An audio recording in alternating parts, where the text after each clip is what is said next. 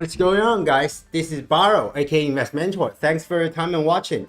It's Friday again. It's the end of September 24, the end of 24, and we haven't seen really bad bad thing happen in global financial market, other than the mild crash on this Monday caused by China Evergrande potential debt crisis, and then the market just rebounded after the the positive sentiment influenced by the Fed, the tapering policy, and this week we know that the Fed is probably going to do the taper in November, and it's a little bit later than what was expected. So the market is still strong. The US stock market is still strong.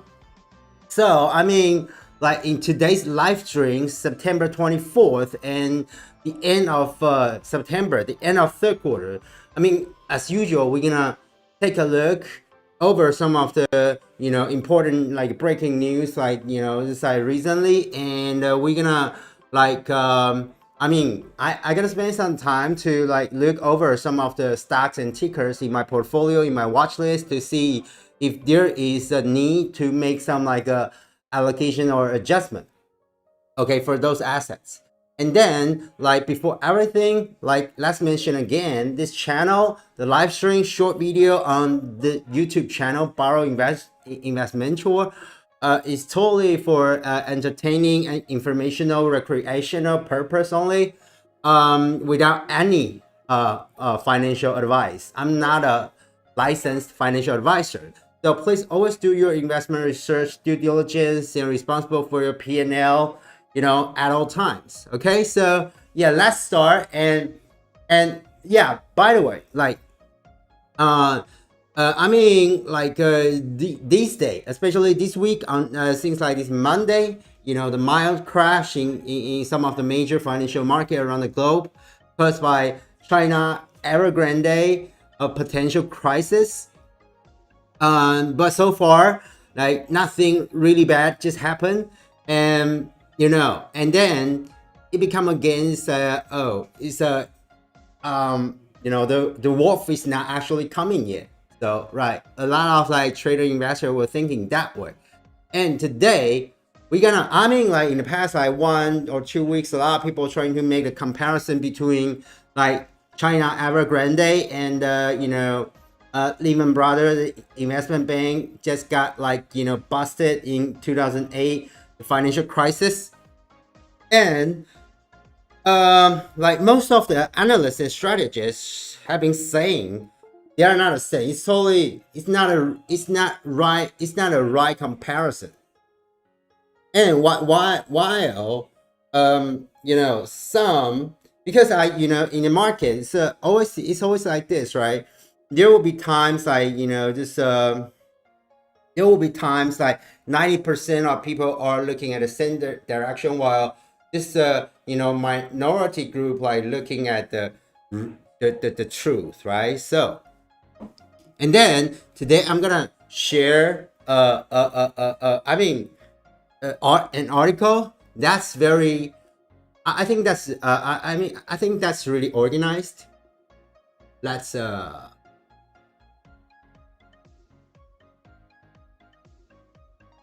yeah, this one.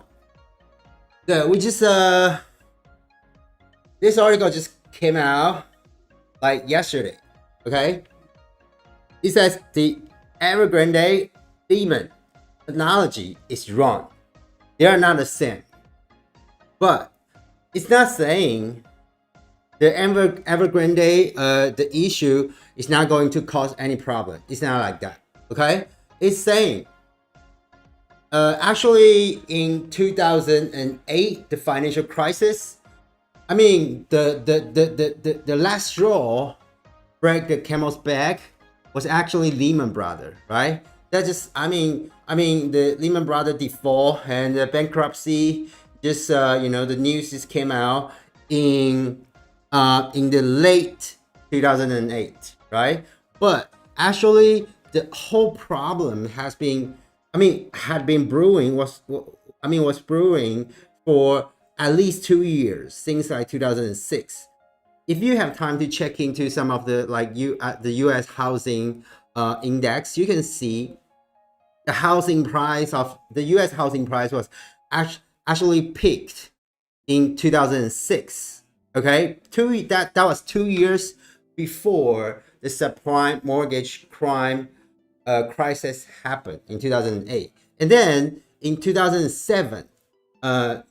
In June, in the summer 2007, it's about like 15 months before the crash in 2008.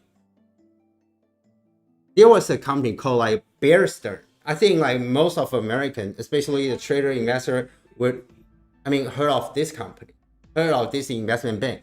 Later on, Bear Stearns just got acquired by JP Morgan in 2008, before the bust of Lehman Brothers. Okay.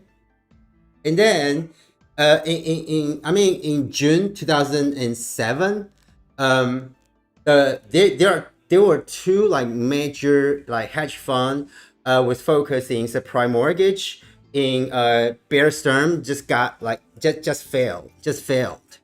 And then at the time, a lot of people just were sounding the alarm, saying the market is going to have some problem. But at the time, the U.S. government just came out to do the bailout, and then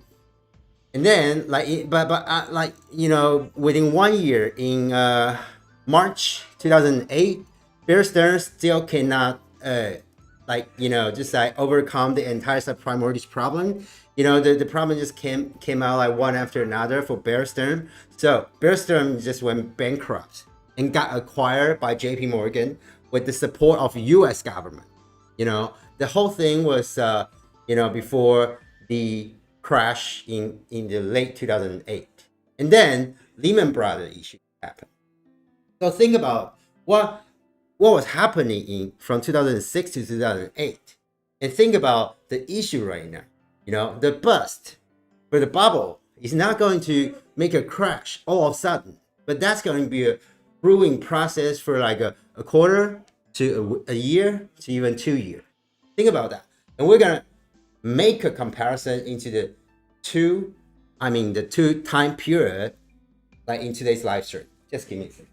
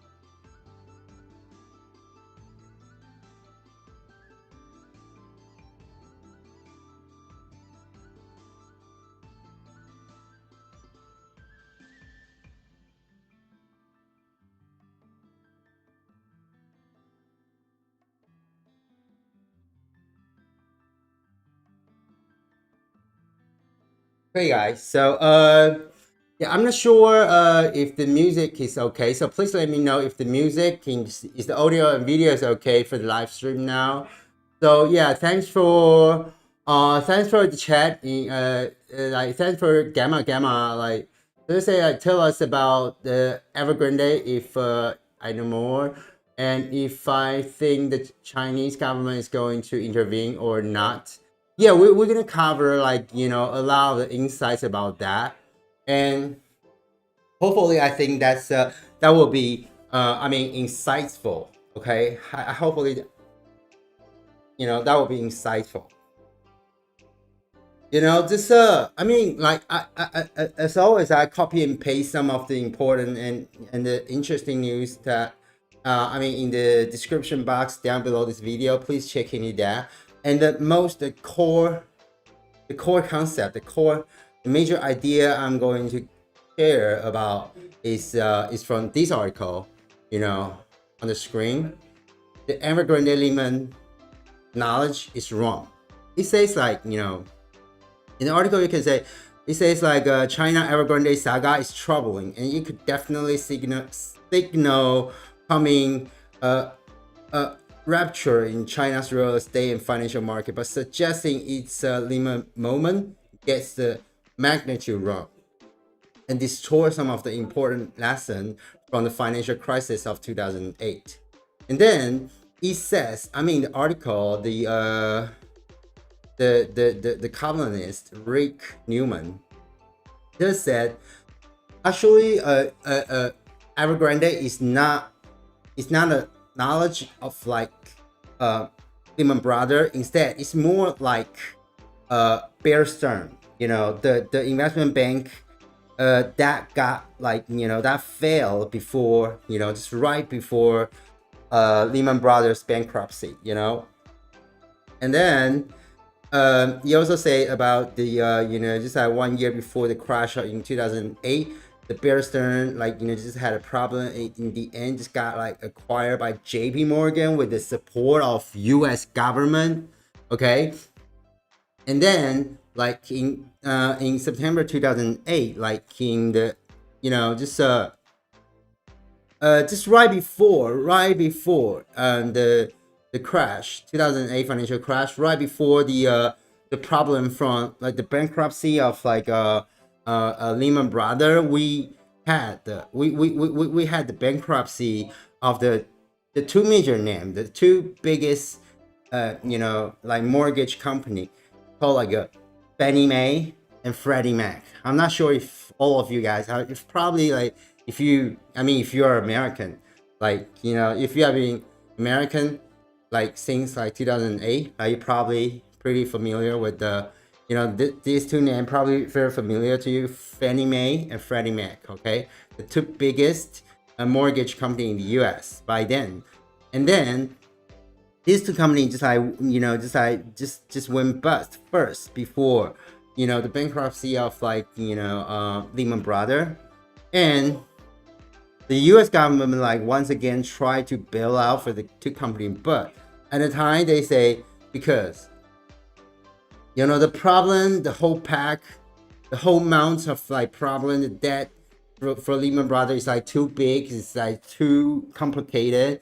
At the time, the Lehman Brothers like debt amount was about like 600 billion US dollar, which is like twice the size of like what China Evergrande is having right now. China Evergrande is holding the liability for about like a 300 billion US dollar for now. And back to 2008, it's 13 years ago. That was the double the size. And if you make a comparison, if with the inflation, that's gonna be much more. I mean, imagine like how much 600 million we're worth like for today. Probably over trillion. Over trillion, right? Over even like 1.5 trillion for the same value nowadays. So that was really a huge amount. And in aftermath, it's said that it's reported that the U.S. government was just unable to bail out such a huge amount of the debt issue, so they could just let it go. So and then the crash just happened. Okay, after the bankruptcy of Lehman Brothers. So Lehman Brothers was not actually not the first bust of the bubble, right? It was the last straw to crash camel's back, right? So like I mean, once again, you can see this is the S&P 500 like historical chart back to the crash of like 2008, right? And then we can see a year like in things like March 2007, the market was still trying to have a record high, to have another like just a breakout high. And then in like in June, July, because of the fail of the two major hedge fund of like Bear Stearns, the market just had a just mild correction. And then the US government bailout. So it's just like so that's always like this, so before a crash really happened, before a great recession really happened, before everyone started selling out, I mean, over 70-90% of the entire market will still remain bullish and positive. I mean, in a bull market, in a bull run. So the market just like covered, like ripped to have a record high again in the end of like 2007. And then because some like news, like the subprime mortgage issue, the news that came in like just like coming out from not only Bear Stearns but also other investment banking hedge fund, one after another. So the market just had a bigger correction, from about like 1,550 all the way down to about like 1,300. It's about like it's a double-digit crash. And at the time, in March 2008, if you have time, you can check into the article. I just copy and paste in the description box, and I think that's just you can get all the information what just happened like very clearly in 2008, and what's the premise and the aftermath, and I mean the whole process, the whole story very clearly and in a brief. Okay, so so Bear Stearns just like went bankrupt in and then just got acquired by JP Morgan once again with the support of US government in March 2008. So the market thought, oh, that was the good news again, so the market will become okay, so just rebound again. But it couldn't last. And then the real crash just like happened, and in September you can see before the steep drop, before the sharp plummet. That's the point we have for the bankruptcy announcement of like Fannie Mae and the Freddie Mac, and also the bankruptcy of like Lehman Brothers, right? Okay, so that's just what happened. Okay, so if we really want to make a comparison between like this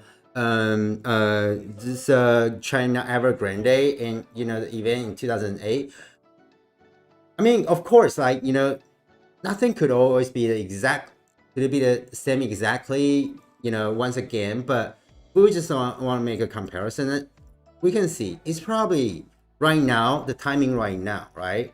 No matter if like China Evergrande had a default today, or I mean yesterday, or not, the situation will probably be like what just happened in before June 2007, right? I mean, in comparison, the bad news is not even as terrible as, I mean, what we got for the the fail of the two hedge fund from Bear Stearns in June 2007. Okay, so if you, I mean, but that, so in the title today, I was saying like how come like China Evergrande is not, I mean, it's not a Lehman Brother, but might be a a premise, would be a preface, I mean, for the Great Recession. Because I mean that's going to be a lot of details to talk about. Last time, let's take a quick look into the chart of like China Evergrande, and let's just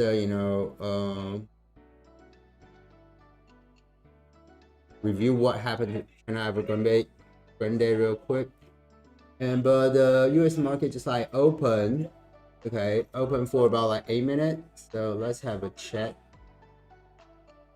Okay, so yeah, so but back to the Gamma's question. So I think it's not, and also it's like said by a lot of strategists in markets. It's like the government intervention will be there for sure, but it always depends on like how much, how wide, how deep the intervention will be. And if the intervention will cover the entire issue, or maybe we'll have a more, we'll cover maybe 60-70% of the issue and let the rest go to burn. And just like every time, that will be something we can talk about later. So yeah, thanks for Snowy Sophia. So you said no one knows, but it's coming, I think. Yeah, I think it's coming. Yeah, like I think like the I mean, actually I think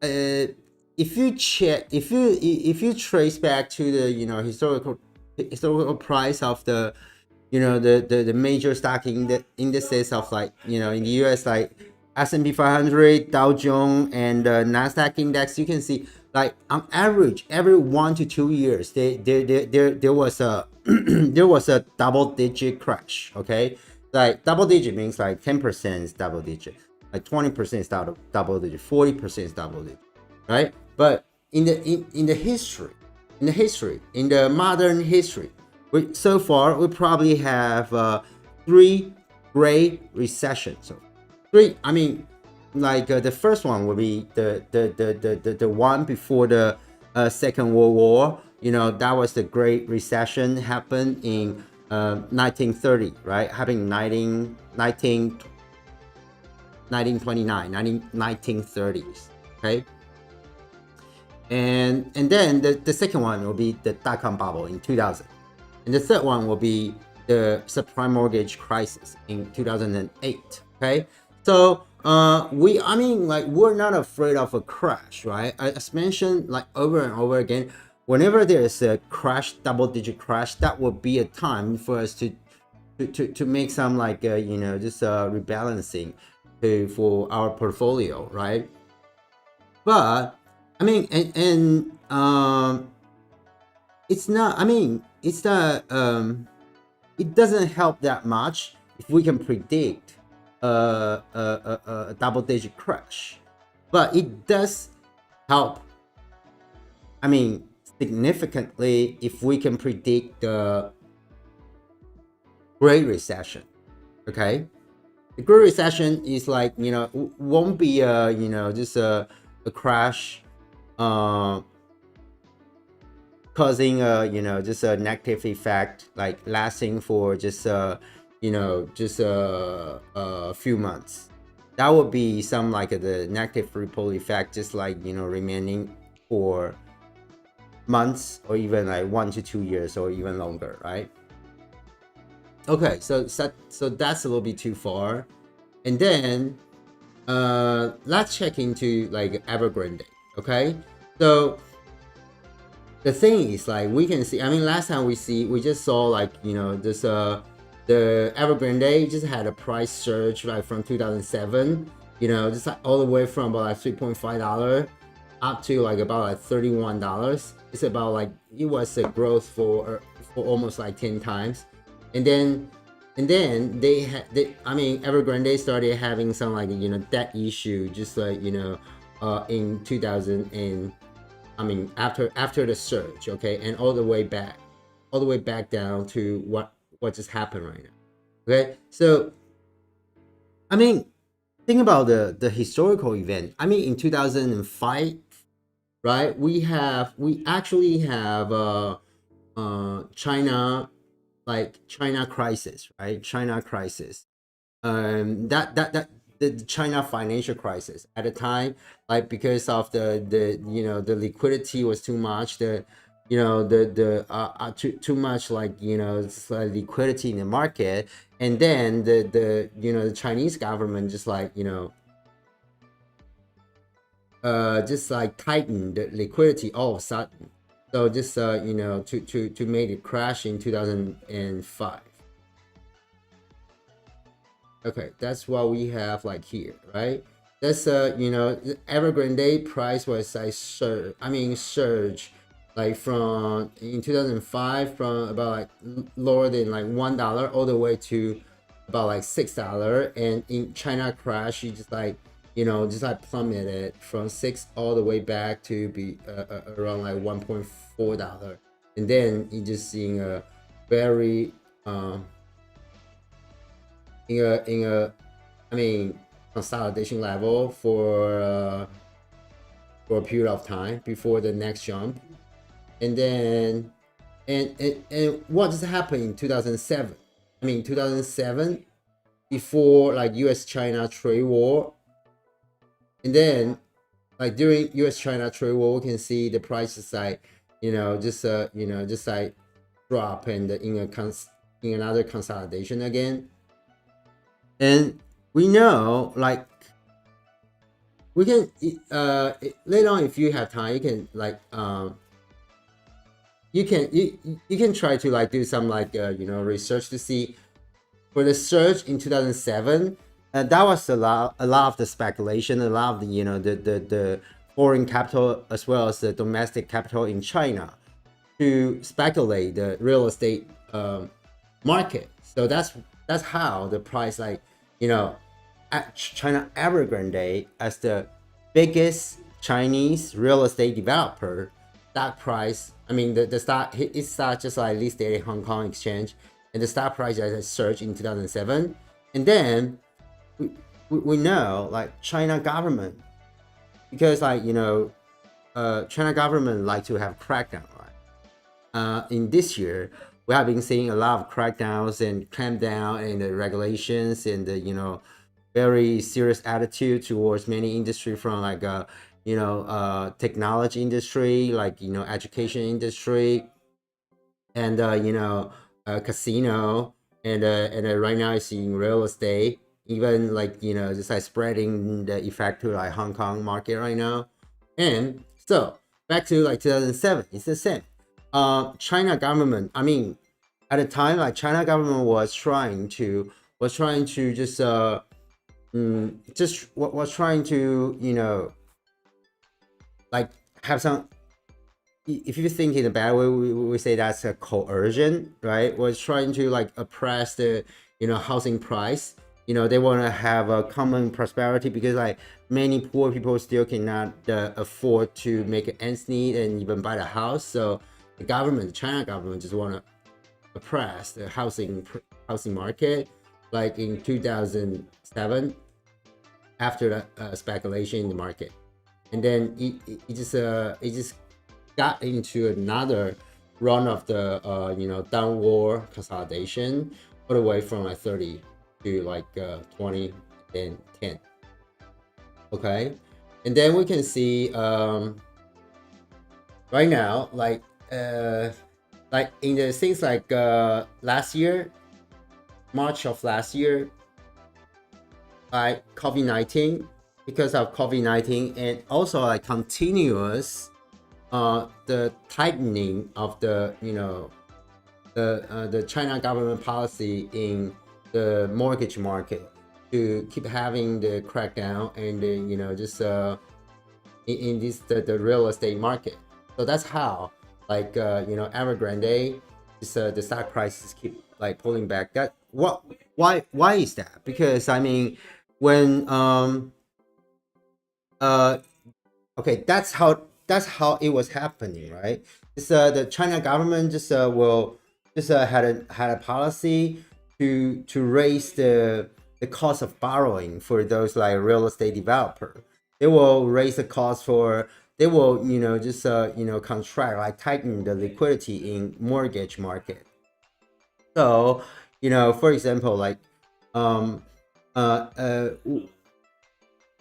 uh, I mean when it's a time the market is like flooding with a lot of liquidity in the mortgage market. Like if I'm a like housing market speculator, I can probably I can probably buy a house with a mortgage, for example, like just with a mortgage in the interest rate for about like 3 to 5% annually, and then I can I can buy and sell, like just do those like like a real estate investment to make 10 to 20 or even 30% of annual return to pay back the mortgage.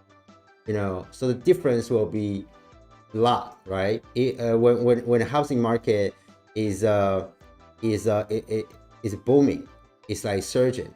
We will have like, sometimes we can even have like much higher return, even over like 50% annually, right? Annual return. So that's how, I mean, that's how what just happened. But when the when there is a crackdown, when there is a tightening in the the mortgage liquidity, the mortgage cost will be higher from, for example, like a 3 to 5% all the way to like 5 to 10%, or even higher if you're I mean if your property is not that, it's not really beautiful, right? It's not really in a nice condition. And then the whole market is like the price increase, you know the price enhancement will be oppressed. So your return could be shrink from like 30 to 50% all the way down below 10%, down below your borrowing costs, your mortgage.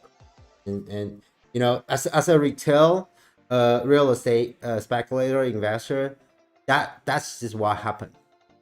And then so it's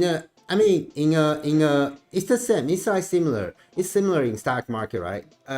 When there are so many like a retail speculator keep like start buying and buying, like borrowing money to do a leverage to buy the price. I mean, the market price will just like keep going up, right?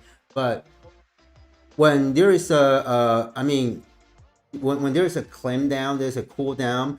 It's like all of a sudden a lot of like investors don't buy. Just like stop, just have a pause. So the increase of the housing price will come down or even decline, right?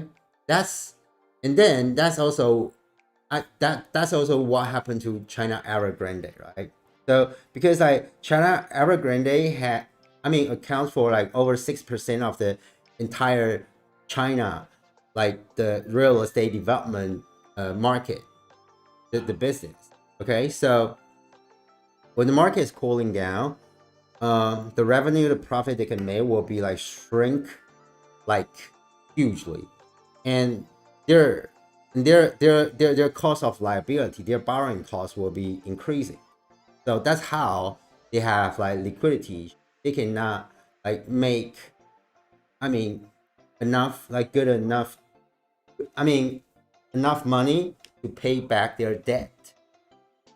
Okay, that's what happened for China Evergrande right now, and that's also what happened in 2006, 7, and 8 with the subprime mortgage crisis in the US. Okay? And so like right now, like one point I would like to mention, like later on, I really recommend that you can spend some time to read to read through the article. I just like pause it here. Okay, I mean the article, we just like, we have been like going through the Evergrande-Lehman analogy is wrong, just like go through that. Okay, and then you will know. I mean, in the article, I think he's still, the opinion of this, like the author is still quite logical and rational, I think. But and then but I think my opinion might be more like dramatic, or maybe entertaining, or like a radical compared to what he thought. He says, like, just in 2008, like the US government is like trying the best to like bail out the market, the those like subprime mortgage holder, those investment bank, like one after another, like over and over again, until one day the issue for like Lehman Brothers was like too big to bail out, too big, too troublesome, too complicated to help out. So they can just let it go, right? And but I don't think that's the thing. I mean, think about that. I mean, how wealthy, how strong, the U.S. government is, right? So I don't think there's a day the U.S. government cannot help out for any such a problem, like what we had in 2008. As long as the government wanna, just like, speak out a guarantee or warrant saying, oh, the government will cover everything, and all the detail, the structure can be just like, managed just like, slowly afterward, right? But the government just like wouldn't want to do that anymore. So in my opinion, in my 2 cents, in my like conspiracy, theorist thinking, I thought the whole like financial crisis in 2008, the crash was already was like simply like planned beforehand, like well planned beforehand, like in a very sophisticated and exquisite way. Okay, it's being well planned, like, long time before, like 2008. And then probably we cannot say, oh, that's planned by the US government only, right? And a lot of people say, oh, in conspiracy theory there's only like deep states, right? All those like super wealthy family, like, like Chrysler family, like, JP Morgan family, and what's that, Bill Gates family, and all those like super wealthy, the top 100 wealthiest people in the United States. And I don't know, right? To be entertaining, just in a guess. Who knows who just planned for that crash? But it feels like the crash was planned, to take place. The bubble was planned to bust actually in 2007, at the time of the problem of like Bear Stearns, right? But we can see the crash just didn't happen for one burst of the bubble. So they have to make the second burst of the bubble, the third burst of the bubble, and they have to make the burst. As you can see here, they have to make the burst like again, until, like, they had like, so many, like many bursts like in a row. The like, for every bust, that they make like it stronger and make it stronger and stronger until the market cannot sustain, and then they can give the government a very reasonable excuse, say, oh, in the end the government cannot like cannot like cannot take it anymore, right? Cannot like get it resolved anymore. So make it sounds like reasonable for the the US, for the American citizen, right? But if you don't have to be an expert, you don't have to be a super professional, but if you just spend really some time to do the research, you will know it just doesn't make sense. It just doesn't make sense, okay? So, back to the China Grande question. Issue. It's like, so the China government will definitely intervene. Okay, but I would say, it's like September, right? Yesterday, it was the first call for the potential default, and the market was like nervous for a day, and I don't think it's the same. The crash, the Great Recession wouldn't come for only one bust. There have to be like many busts over and over and over again, okay, to be brewing for the real problem like to occur, right? Because and all the time, because the market is so huge, right? The China market, US market, the global market, and in the market there are like too many like beneficial groups, those like corporates, those are corporate insiders, and there are different parties from different sides of different governments. So it's not gonna be easy, right? We always say, for example, like if like China government is going to help out, like how much they want to help out, and what's their ultimate goal? Right? Their ultimate, I think, like right now, like we can see, like because of the U.S. China trade war. The ultimate goal of the U.S. government is to kill like China government, and the China government's ultimate goal is like just like struggling to survive, and maybe like to some extent like kill the U.S. government, right? So, and that's the ultimate goal. And within that ultimate goal, like the two government, of course, they will have to cooperate and work with like so many different beneficial group from their like just like from their government system, as well as all those like corporate giants in their country. That's the ultimate goal. So I was saying, in 2000, for example, like once again in 2007, 2008, we can see like JP Morgan just in the end, JP Morgan just acquired Bear Stearns, and then later on, what's that? Like Lehman Brothers was acquired by Barclays. Okay, JP Morgan is the biggest US bank, American bank, right? And Barclays is the biggest like British bank. Okay, so how come like all the time? Because obviously JP Morgan is like is one of those like beneficiary, like for the entire gain, right? So like Bear Stearns has to submit in this. Okay, so I would say it's just a game like this.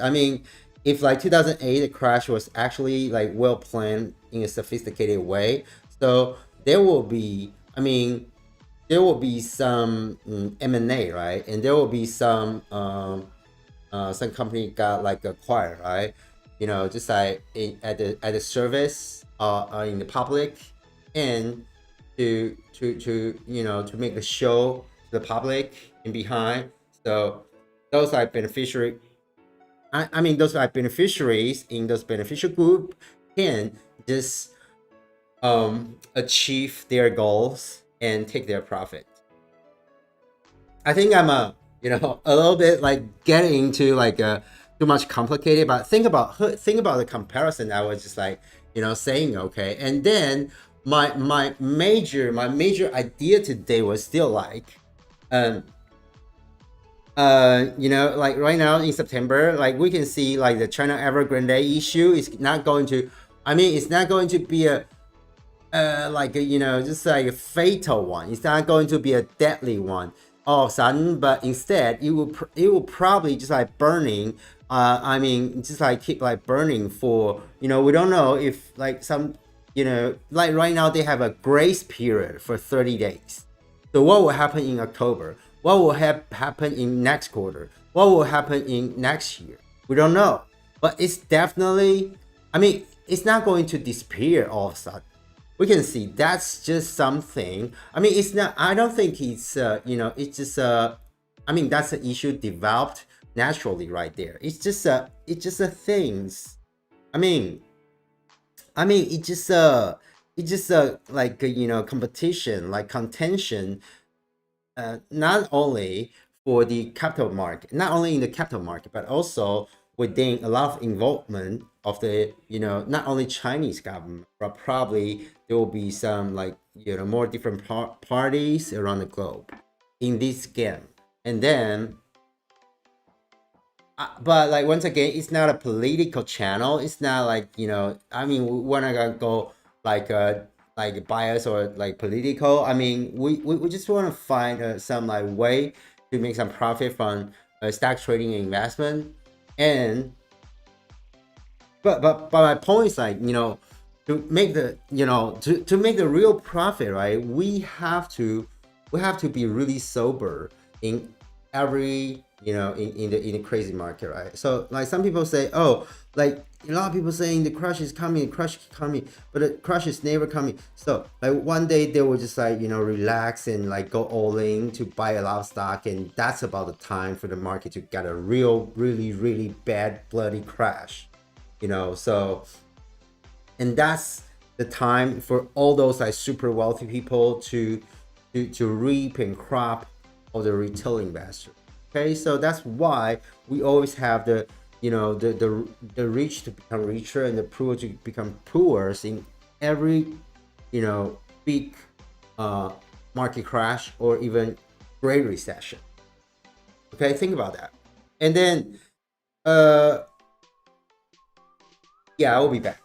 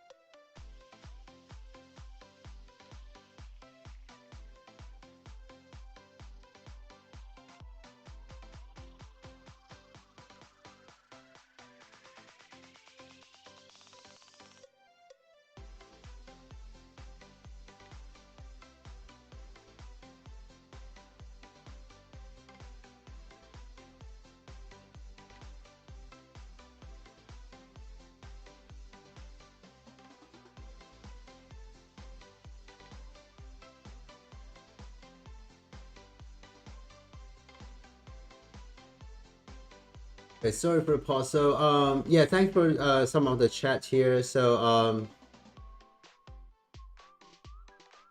yeah, thanks for Michael Barry. So do you think still Do you still have any recommendation for Chinese stock in these circumstances? Yeah, actually, I think let's before we close the live stream today, so let's check into some of the Chinese stock later, and um, let's check.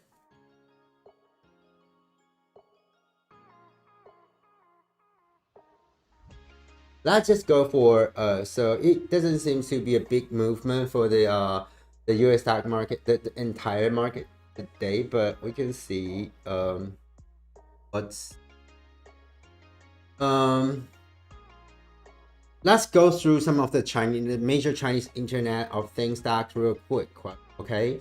So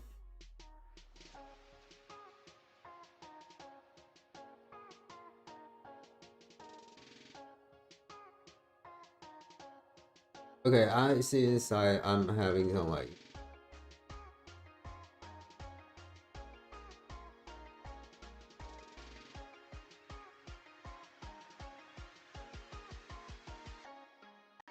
sorry. So before it goes to that, just let me say this, okay? I think if there is a Great Recession, if there is a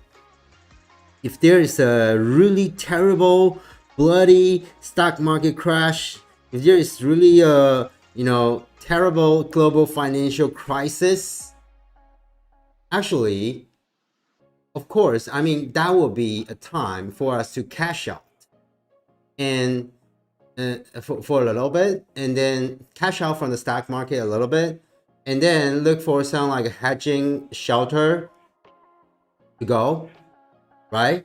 And then once again, I think relatively, I think at a time, these major Chinese stocks will be relatively safer actually. Okay, because why? Because we mentioned about that in the live stream recently over and over again. I don't think the China crackdowns and the Chinese stock crashes just happened in the past like half a year. I mean, were developed like naturally. I thought the whole things was like developed like artificially, okay, intentionally by Chinese government and a lot of the corporate insider right there. And it seems that the article which I mentioned, the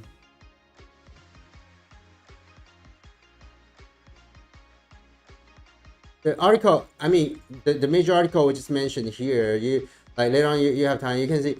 It also mentioned here is like come on, you see, like China's leadership has been clipping the wings of like other high flying firms in tech and other sectors, and this appears to be a deliberate, massive restructuring of the economy by President Xi Jinping, who is aiming to secure a political dynasty by deflating the billionaire class of fomenting common prosperity. But anyway, it just says, like, in short, it just says, for the 2008 financial crisis, right? The U.S. government was like, in the end, was unable to bail out and was unable to support. So the entire economy, the system just fucked up. And this article, the columnist like opinion is saying the Chinese government is actually, actually thought that the global market, the global capital market is like it's too like it's flooding too much with like too much liquidity right now. So they just want to go beforehand to oppress the capital market to in order not to let a stock market, a bond market, going too crazy. Okay, because like we also mentioned about this before. It's in comparison, like the business environment in China is still like much weaker than that in the US. So once, I mean, whenever there's a crash or recession happen, a lot of like small to middle scale like businesses will have to go bankrupt. And imagine, at a time like tens of thousands of like small middle scale like business like go bankrupt, like so like tens of thousands or even like hundreds of thousands of people will become like jobless, right? And then that will, I mean, lead to like further like a lot of like social issues. But in the goal of like common prosperity, according to like the China President Xi, they want to avoid this. So they're having some oppression to the capital market to make the movements. I mean, that has been going towards like Western capitalism a little bit back to the core value of like what they think is like China version of like a communist, China version of socialism, right? I don't know. I'm not a communist, but that's what all the information says. And then I have been like reading a lot of information from English articles and like Chinese article, like just traditional Chinese and just simplified Chinese. So you can see the opinion from different place, right? You can see the opinion from those like Democrat or Republican in the US. You can see the opinion from like Taiwanese. You can see opinion from Hong Kongese. You can also see different opinion from China, from Shanghai and Beijing. And then you can make your own conclusion. Okay. So I don't think that's a very, I mean, back to the point, I don't think that's a very easy and simple question we can understand. But I would say, if there is really, if there is really something happen, I think, I mean, at least so far, back to the question of like Michael Barry once again, at least so far, I think some of the major like Chinese stock are still good to buy. I mean, I mean, relatively, I mean, they are still like uh, much safer than those like just U.S. stocks at such a just crazy high price level so far. And yeah, so let's see what just let's see like by Baidu. Okay, so I'm like having internet issue. Like my internet is kind of like slow right now. Um, but it's okay. Just so we just have some example. You can see I was trying to like like showcase some of the just have some example to showcase my just portfolio management in to how I would like to make some like rebalancing and adjustment in from some of my holdings. Okay. For example, like Baidu, you can see like right now it's still at it's still like forming the bottom, and you can see like about like 135 to 155 is about the range for a very solid bottom. So it's still the, I mean, it's right now we don't see a very terrible crash, but even the even a great recession happen, I don't think the price will just like break all the way through the the solid support here. And back to the topic again, um uh if that's really that's really contention between the China and US, right? Like what China, what like the China government is trying to do is like they have been trying to disconnect from the global market. I mean financially, right? In terms of like trading, of course they still want to do business. Like trading was like the entire world. But as we can see, that the China government has been trying to disconnect the economy and the financial system of like China market, disconnect it from the global market, right? Because they don't believe in the US economy and financial system. and they think the U.S. economy and financial system will bust, like, just like any time without without a rationale, without a reasoning. It's totally controlled by the so-called deep state, or maybe the government, or who knows. And but the China government don't want the China economy to be impacted or influenced by those people in that way.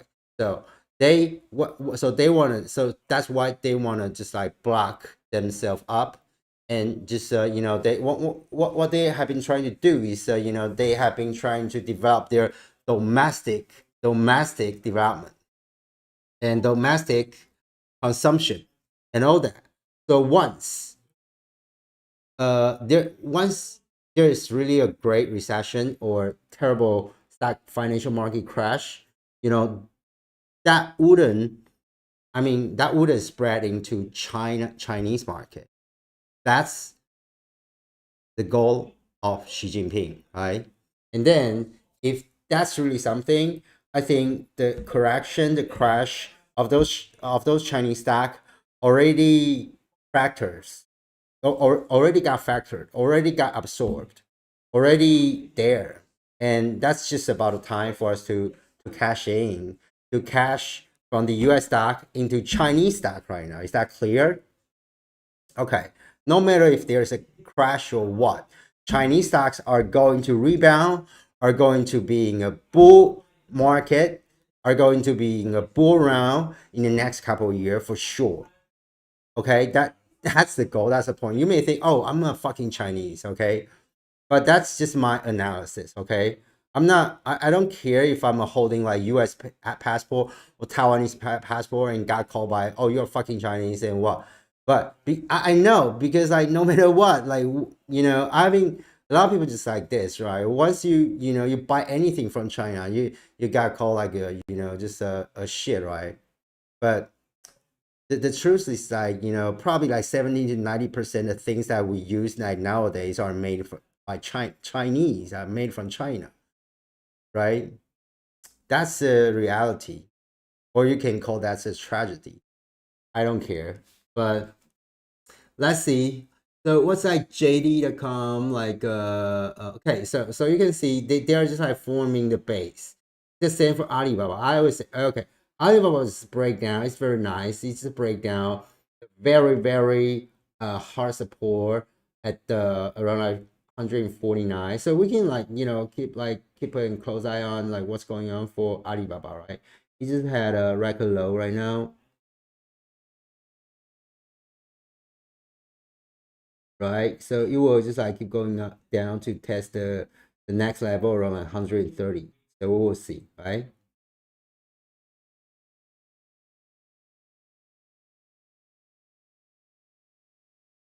And some of the other major like Internet of Things stocks still like bouncing up and down to forming the base.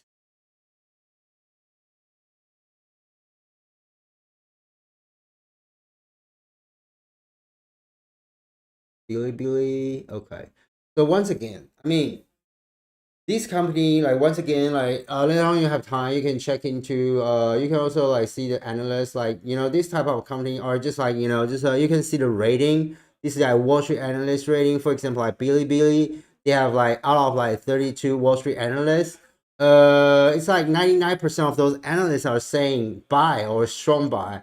And with like the 12 months like forecasting upside potential at 180, which is like about like 250% of like its current price. Okay, so it's kind of like similar pattern, similar situation for most of these like Chinese corporate giants. But I mean, we have been like going through so many those like blue chip stocks, those fan stocks, those cryptocurrency stocks. That's, I mean, of course they are still something we have to look into, or look after those like U.S. stocks. But you know that's totally. I mean, I think that's totally reasonable to make some just a rebalancing, to move some uh, to have some allocation to move some capital from the U.S. stock into these Chinese stocks. Okay, so because I think like for retail investors, what retail investors? Retail investors is like retail investors like the pattern of like Facebook or like Google, this type of, right? Just all the way up, all the way up, right? Just all the way up, all the way up to fly into like fly high into the sky, right? That's how we love, right? Everyone love this kind of stuff. But for those like Chinese stuff, oh, there's like, oh, there are crashes. So I mean, like fucking evil Chinese government. So we're gonna get away. We're gonna get away. But think about that. You know, uh, actually, those like U.S. corporate insiders, especially those like Nasdaq insiders. Also, those are insiders from Google, from FinStocks, from Google, from Intel, from Apple. They're selling. They're selling stocks while retail investor has been buying. I mean, since the beginning of this year. Okay, so why? Why? I mean, and think about that. Like, we just had a news about like the divorce of like Bill Gates and and and and and his wife. And you think that's a you think that's a scandal, right? But I don't think that's a scandal only. Actually, if you check into the history, like Bill Gates was trying to come down from like the CEO of like Microsoft, like in before the dot-com bubble in 1999, and also he made it again in 2007 before 2008, and right now he just had a divorce in 2021. Okay, so before the potential, like the Great Recession, we're gonna see. Okay, so I mean, what he has been doing, right? Normally he cannot dump like a bulk or chunk of those like share he has. But he always need to have an excuse, right? So in an event like he come down the CEO, in the event he divorce, of course he can sell a lot of shares or make a lot of the reallocation or transfer to before these crisis. And also that's what like Warren Buffett is doing right now. Warren Buffett is trying to come down the CEO position and having a handover right now. And Warren Buffett also did the same thing in 2007 before like 2008. Also did the same thing in 1999 before 2000. And that's also happened to like just uh the Walmart CEO and also like Amazon CEO like Jeff Bezos. Why Jeff Bezos just want to hand over the the seats? Why? I mean, other than these, I mean, there are just tons of those like super rich American people, and also if you look the some of the super wealthy people in China, some of the super wealthy people in Asia, they are doing something so weird this year. Okay, they are handing over their position, they are handing over their power. Why? Because they just wanna they just want to find a room. They just want to make a plan to get out of their like equity holding before the the crisis, before the Great Recession, and then after that they can have the chance to buy back. Okay, so some people like for example in my short video lately you can see like I talk about like Warren Buffett's like stocks like Berkshire Hathaway. mm, okay, so a lot of people say, "Oh, Warren Buffett is not like it's not so strong a stock king anymore, right? It's it's in the past 2 years, like Warren Buffett stock is not even beating the S&P 500. Okay, but if you check into Warren Buffett, like Berkshire Hathaway, like Warren Buffett has been a stock king for 3 to 5 decades, and if you check into his like portfolio, you can see I mean, in 2008, his like performance was, I mean, his performance was like much better than than the than the average market. Okay, and but when the market was like going really crazy in, like, for example, in 2007, or in 1999, Warren Buffett's performance was okay. What was below was after the market. What does it mean? It means that when the whole market is crazy, is on drug, the old guy, I mean the wise guy, the wise old guy is very clear and sober and calm down to, to make his allocation and sell the stock. And that's what he has been doing since end of last year until right now as well. So, I mean, that's the thing. That's the thing. And check into some of the movement of, like, the CEO of, like, uh Bridgewater, Ray Dalio as well. I mean, you will know, like, and also, and the recent movement of, like, the top one, like asset manager BlackRock. Do you think they're idiots?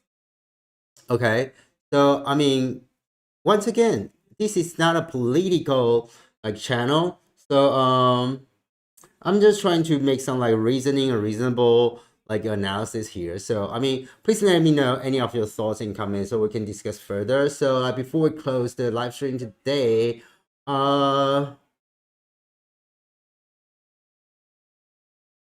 so Michael Barry, thanks for your comments. Every time when the market pull back is an opportunity. Yeah, but it's a lot of the pullback, a lot of crash will be, double digit, will be like 10 to 20% crashes.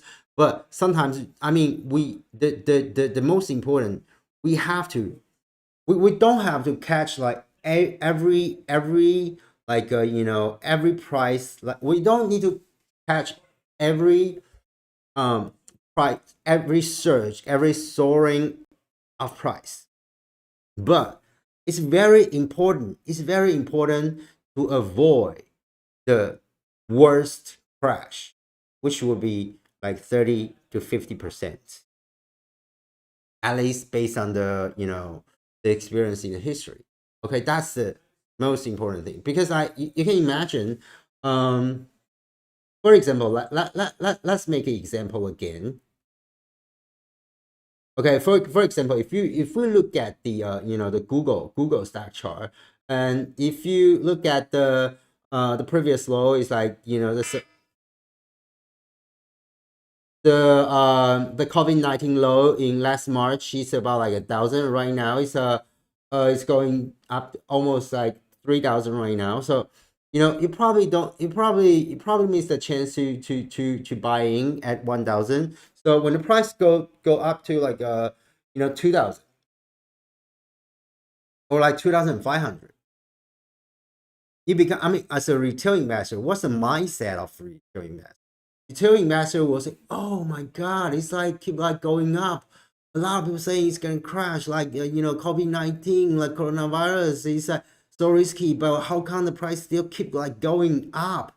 And then, oh my God, I don't think there is a crisis. I want buying right now. So you're probably buying at a price about, like, like 2,500, or the current price. Okay, so the return you can get is probably like 30 to 50%, 30 to 50%, or not maybe like 20-30%.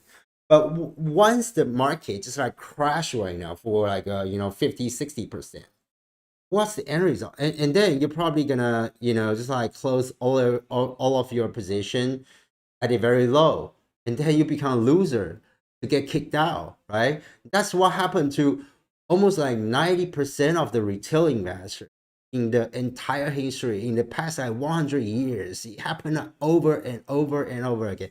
I mean, even if you survive like this cycle, this run, for example, if you use like a million to make another million, you have like 2 million right now, later on you have 3 million. So, like, usually the retail investor, what they do, they will just like roll over, right? They will, I mean, always use their entire amount to bet. So, like, when you have like 1 million, 2 million, 3 million, up to 5 million, and US have the entire amount in the market. So once the thing really bad happened, just your asset will got cut in half, and maybe got cut in half again, and you will become like more and more nervous, and in the end you just lost everything, and have nothing in hand. Just what happened. So thanks for Ding V. Do you think Australia will be affected with what's happening with China? Iron ore has been decreasing in value. Will this continue?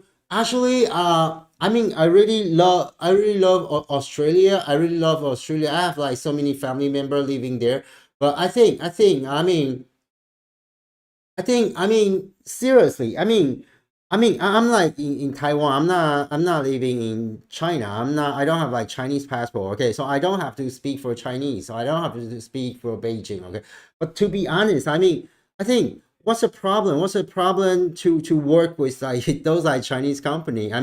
Like they have the biggest market, so I'm like totally happy to sell like a lot of things to them and make like the US dollar from those Chinese people. Okay, so I don't know how you think. Ding V. Thanks for your comments. Please, like, just like, let me know more about your thoughts and comments. And I hope you don't mind to click the like and subscribe button. And, just to stay updated and going forward. Okay. So I think like but that's a lot of the issue for the historical background, because like Australia definitely has like much better relationship with the US and with Britain. But I think it so sometimes it's a dilemma, right? It's dilemma to like juggle. It's a it's just the Australian government doesn't really know like how to play this snowball with like Chinese government and the US, right? So I don't know. How do you think, like Ding V? So if I were you, if I were Australian, I don't care about the the national, the politic issue, the like discrimination or racism, anything of that. I would just say, in terms of like business, I would just do business with China, right? And then still like have a good relationship with the US government, right? And so Michael Barry, so maybe it will, like Australia is always the supporter of the US government. And yeah, but the things like US is like betraying Australia like over and over again. This US is not reliable somehow, I think. I've been like, I've been I love US for since my childhood. I love US for so long, but nowadays I recently in recent year, to be honest, I'm kind of like I'm losing my confidence with the US. Okay, the US government is it's not US government's fault. I think it's the corruption of the capitalism. Okay, it's a corruption of the capitalism. So Gamma, the anti-China sentiment is pretty strong in Australia. Yeah, definitely.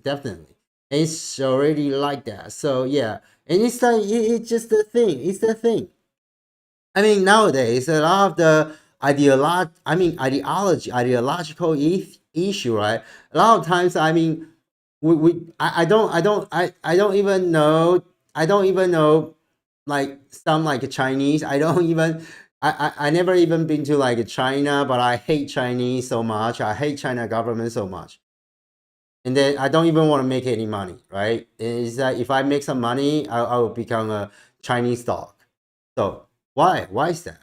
I don't know, but anyway. So yeah, thanks for all the chat. Thanks for all of your time and watching. And yeah, so yeah, I've been like too much like talkative like these days about like some of the issue, because there are like too many conceptual things out there, and then hopefully I will become like more and more organized with my idea, and also kind of just mix that with my trading and investment strategy with some of the ticker and stocks, and then mm, become more helpful and interesting for you, and to help for your stock trading and investment. So please, like, never. I hope you don't mind to hit the like and subscribe button, and then leave some of your comments and thoughts after the live stream, and then we can discuss further. And then, so thanks for your time and watching. And once again, it's Friday, September 24th, and so I wish you all the best in the have a nice weekend, and then I will see you in the next one. Peace.